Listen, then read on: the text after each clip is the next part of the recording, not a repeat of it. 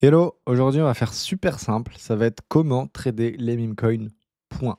Je ne veux pas rentrer dans aucun aspect technique ou quoi que ce soit, juste la base de la base, parce que c'est pas forcément quelque chose qu'on comprend ou qu'on dit, mais le trading c'est de la stat. Voilà, c'est de la statistique, c'est chiant, etc. C'est pas forcément intuitif, mais en fait c'est ce qui explique tous les échecs ou tous les succès. Donc laisse-moi te montrer. Pour ça, je vais prendre un exemple, les calls qui sont faits par cheat mode. Voilà. Parce qu'il y a des choses qui ont été reprochées et c'est souvent par de la mauvaise compréhension. Donc je veux que ce soit bien compris par tout le monde. Ok, donc le trading, comment ça marche? Tu as une somme à mettre, que basiquement on va dire tu investis. Les choses qu'il faut avoir en tête, c'est quels sont les frais, parce qu'il y a toujours des frais et ça, il faut les prendre en compte. Sinon, dans la stratégie que tu mets en place, eh ben, tu as des résultats faussés. Parce qu'en fait, ce qui est chiant, c'est que les frais, ils s'appliquent à chacune des transactions, que ce soit achat ou vente. Donc, surtout si tu as des stratégies où tu fais beaucoup de trades, beaucoup des grandes occurrences avec des prises de profit assez petites, eh ben, les frais te plombent. Donc sur le papier, tu as une stratégie qui peut être positive, qui se transforme en négatif. Donc voilà, c'est la première chose à avoir en tête. La seconde, c'est quelle est ta stratégie? Nous, on est dans les meme coins. Beaucoup d'entre vous viennent, moi y compris, hein, avec l'idée que c'est un petit peu l'Eldorado. Il y a beaucoup d'argent, il y a des fois 100, il y a des fois 1000, les fortunes overnight, etc., etc. Oui, mais c'est un peu plus nuancé que ça. Il y a des coins qui perfent, il y en a qui perfent moins, et ce serait complètement stupide de laisser de l'argent sur la table sur un coin, disons, qui fait x2, de ne pas avoir fait d'argent, voire même d'en perdre, alors que sur le papier, tu avais un gain latent. C'est pour ça qu'on applique des stratégies de trading. Donc généralement, on les backtest, c'est le terme qui est utilisé. C'est on applique une stratégie avec des prises de profit et des retraits totales du capital qu'on est en perte, ça s'appelle un stop loss, et on regarde sur la durée comment ça marche. Et c'est uniquement en appliquant ça qu'on se met à avoir des stratégies qui potentiellement peuvent gagner. Donc là, je vais prendre l'intégralité des calls qui ont été faits par date et je vais te montrer les nuances que tu aurais dû faire et ne pas faire. Parce que j'ai fait dans une précédente vidéo une stratégie où j'applique les calls sur absolument la stratégie sur absolument tous les calls, mais la manière de fonctionner de cheat mode, là en l'occurrence, c'est via machine learning et en gros, ça te donne à peu près les mêmes patterns qu'ont les runners en début de vie, mais sur à peu près tous les coins. Et vu que le but des coins qui ne perfent pas, on les appelle des farms ou des rugs, c'est d'induire en erreur les investisseurs, ça reprend exactement ce même pattern. Donc tu es obligé, si tu veux call un bon coin, d'avoir des boosts dans le panier. Parce que les boosts ressemblent quasiment à s'y méprendre à des bons coins. Donc en attendant de trouver des solutions à ça, on call tout et après c'est à nous de faire un petit travail de filtre. Et moi, pour montrer entre guillemets à quel point c'était bon, je vous disais, bah, on prend tous les calls, on applique une stratégie et boum, ça marche. Mais c'est ultra sous-optimisé. C'est ultra sous-optimisé et si on ne comprend pas ça et en plus qu'on ne comprend pas qu'il y a une stratégie à appliquer par-dessus, bah, c'est sûr, on est faussé, on est dans le faux. On se dit: «Bah, putain, il me dit que ça marche, mais en fait ça marche pas». Donc je te montre. Là, on est sur une catégorie qui a été ajoutée, qui est Call History. C'est-à-dire qu'on te donne l'intégralité des calls qui ont été faits, comme ça il y a pas d'interprétation. Donc là tu vois pas, il y a ma tête. Attends, est-ce que je peux la bouger? Je me suis mis en bas. Là, tu vois, tu peux classer par multiplayer, date, initial, peak, etc. Donc, on va aller en date. Et juste comme ça, tu comprends, pas mal des critiques sont venues sur cette statistique. C'est là, aujourd'hui, on a une statistique que sur les 94 calls, cheat mode donne un win rate de 75%, où il est considéré un trade gagnant à partir de 1,2, donc 20% par rapport au point d'entrée. Tout ça est à nuancer parce qu'il y a l'exécution, les frais, etc.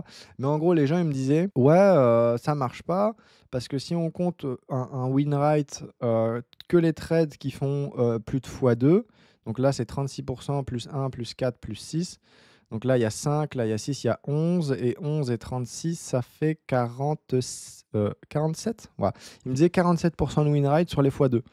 Et les gens étaient déçus. Sauf qu'en fait, c'est, entre guillemets, bête d'attendre de prendre des profits sur un x2.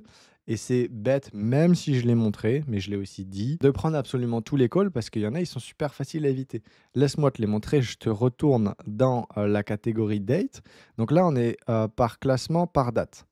On est today, voilà. Donc là, tu vois, tu as les multiplicateurs. Tu as les multiplicateurs très basiquement. Donc ça, c'est le dernier call qui a été fait. C'est le dernier ou c'est pas le dernier? Niveau de l'heure, excuse-moi. Ouais, non, ça, c'est plus pertinent. Voilà. Donc là, tu vois, il y a des calls. Tu vois là, le dernier, c'est ce coin. Petite nuance, quand c'est x0, c'est qu'on a call le top. Petite nuance, il y a des soucis sur le calcul de l'ATH. C'est très difficile à avoir cette stat. Pour la petite explication, même si ça se veut être une vidéo simple, c'est généralement, c'est pas dans tous les coins, mais des fois, tu sais, as des grosses chandelles qui vont très haut. C'est parce qu'il y a des attaques sandwich, ça s'appelle comme ça. Et du coup, nous, si on demande la data, on va aller collecter l'ATH de la transaction qui a été sandwich. Donc généralement, tu as des grands pics, sauf qu'en fait, ce n'est pas le vrai ATH. Donc tu dois faire un calcul d'ATH sur ce qui s'appelle les centiles. En gros, nous, on prend le 99e centile. Et en gros, on a des petits soucis. Bref. Là, tu vois que call detected 32K, probablement que l'ATH va pas vraiment être 32. Tu vois, c'est 38. C'est pas le jour et la nuit, hein. En gros, on colle là, et il y a une autre bougie qui vient après. Bon, on est d'accord, c'est pas un trade excellent. Mais je veux te dire que sur la majorité des coins qui ne performent pas, donc laisse-moi te le montrer, lui, tu vois, lui, c'est facile à éviter parce qu'il y a toujours soit une première bougie très costaude, en fait, c'est le cas pour absolument tous les rugs. Deux, une news qui est absolument catastrophique. Le news, c'est souvent sur Twitter. Ou trois, des gros red flags au niveau du funding. Donc, c'est soit des wallets qui sont créés récemment, c'est soit des wallets qui ont été créés sur la même période, enfin sur la même date, la même journée en fait, soit des wallets qui ont reçu à peu près le même montant au funding ou par la même adresse. Il y a que trois choses à vérifier pour enlever quasiment la majorité des bouses. Donc c'est pas ultra compliqué. Et là, si je retourne là-dessus, boum, lui tu vois, on le call. Là, je te vais te montrer que les coins mauvais, hein, pour te montrer que les coins mauvais, c'est pas super dur à éliminer. Là, pic 32, pic à 42. Voilà. C'est toujours pas. Donc tu vois que là sur le papier, si on est strict par rapport au point où on call et l'ATH, on est censé faire un fois 1,2 en gros. Ouais, c'est ça, même un petit peu plus. Mais on le fait pas, parce que je t'ai dit, il y a des petits bugs. Et puis même sans ça, jamais de la vie, tu veux acheter ça. Pourquoi? Parce que, tu as une première bougie sur les premières 5 secondes, tu passes de 4K à 12K. Et puis tu vois, là, dans les fundings, c'est que des fresh wallets. Ils ont tous été créés il y a 1 heure. Donc ça, bon, si on le sait pas, on le sait pas et on se fait avoir, ok. Mais je veux dire, une fois que tu le sais, tu ne te fais plus jamais avoir. Et des trucs comme ça, tu en as pas mal. Donc lui, le premier, il est évitable. Lui, Pep King, on call à 33, ATH à 35. Donc là, on est à peu près OK. Lui, est-ce qu'on aurait pu l'éviter? Et je suis honnête avec toi. Au niveau des fundings, là, j'ai rien qui me paraît vraiment bizarre. Au niveau de la chart, j'ai rien qui me paraît vraiment bizarre. Et au niveau du réseau social, ça m'a l'air d'être OK.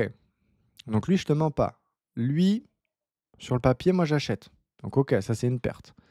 Donc lui, après, tugging x0, on call à combien? À 81, il va à 93. Donc tu vois que c'est pas vraiment un call de top. Mais la première bougie comme ça, de 0 à 30 000, c'est un rug. Tu mets pas ton pied dedans. Enfin, ton nez dedans. Pareil, au niveau des wallets, c'est que des fresh wallets. Donc tu rentres pas. Lui à lui, on call à 30. Call à 30 avec un ATH à 44. Pareil, tu vois là? Tu vois la bougie? On n'y va pas. Au niveau des fundings, il y a rien forcément d'ultra évident. Là, tu en as 2, 8 jours. Mais la première bougie, de toute façon, c'est un red flag. Il y en a que 3 des red flags, c'est toujours comme ça. Là, boum, c'est quoi ça? C'est une bouse ou c'est pas une bouse? Au niveau des fundings, rien forcément de bizarre, pas de grosse bougie. Par contre, la news, Riab, c'est quoi comme news? Est-ce que c'est pertinent? C'est une news de personne, tu vois, personne, qui fait aucune stat. Donc ça a aucune raison de perf en fait. Littéralement, ça a aucune raison de perf.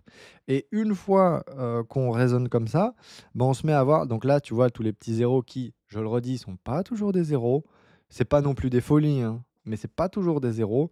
Et bah à côté, tu as des calls qui sont assez nobles, entre guillemets, x 5,9, x 3,8, x 2,5. Et je te le redis que le souci de calcul de l'ATH est aussi valable là-dessus. Donc on a toujours un ATH qui est un peu plus petit que ce qu'il est réellement. Toujours. Donc les perfs sont un petit peu meilleurs. C'est pas le jour et la nuit, mais un petit peu meilleur.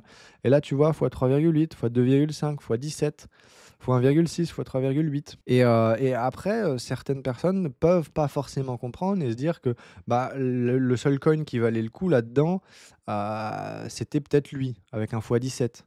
Sauf que mathématiquement, en termes d'occurrence, tu as beaucoup moins de coins qui se présentent et qui font x 18. Donc si tu te dis: «Bah, moi je prends mon TP que à x18 et tous les autres coins, bah, je mets pas de stop loss et je me prends la porte», vu que tu as moins, de 1 fois sur 18 un coin comme ça qui perd, bah, tu perds ton argent. D'où le besoin de filtrer et d'où le besoin de prendre l'argent sur la table quand il est sur la table. Et tu vois un coin comme Bella the Smiling Dog là, qui fait 1 fois 1,6, les gens vont me dire: «Ouais mais 1,6, c'est pas bien, c'est pas considéré comme un trade gagnant». Bah, qu'est-ce qui t'empêche, une fois que tu as pris plus 30, plus 40, plus 50, de juste remonter ton stop loss à ton point d'entrée? Je te parle même pas de prendre de profit, mais tu le remontes comme ça, si le truc il se pète la gueule, tu es sécurisé. Et parce que je sais que il faut moi, c'est peut-être un petit peu intuitif pour moi ou normal, mais quand tu rentres dans un trade, surtout que ce genre de trade, c'est très rare les très, très, très hauts niveaux de conviction sur des trades. Là d'ailleurs, on voit même que c'est une copie, même ticker, même nom, sauf qu'il y en a un qui performe beaucoup mieux que l'autre. Ça, c'est peut-être que ça fera, l'objet, d'un filtre en plus de Pacol. Donc en gros, ça, c'est l'alpha play, ça, c'est le bêta. Donc tu vois, ça aurait pu être c'est un indicateur en plus, je t'en parle pas, mais c'est tout ce qui est copycoin et cetera. Mais bon, même sans ça, tu fais fois 1,6, qu'est-ce qui t'empêche quand tu es un petit peu en gain latent de remonter ton stop loss? Je te parle même pas de prendre des profits là. Je conseille de prendre des profits, mais je te parle même pas de prendre des profits. Donc en fait, quand tu fais ce travail de filtre, bah, tu arrives à quelque chose qui tient la route. Après voilà, c'est tout quoi. Il y a rien d'extrêmement compliqué. Je te dis pas que tu vas changer ta vie avec ça. Je te dis rien moi. Je te juste, je te montre que c'est de la stat, c'est un petit peu de pour le moment encore, de travail de filtre manuel, mais que c'est quand même 1 milliard de fois plus simple que d'aller sur un Axiom et de filtrer tout soi-même. 1 milliard de fois plus simple. Donc voilà, vidéo courte. Si c'est votre première vidéo sur le sujet, s'il vous plaît, renseignez-vous un petit peu plus. Ce qui s'applique dans le trading meme coin en termes de stratégie, de psychologie, et cetera, c'est les mêmes notions que sur du trading de base.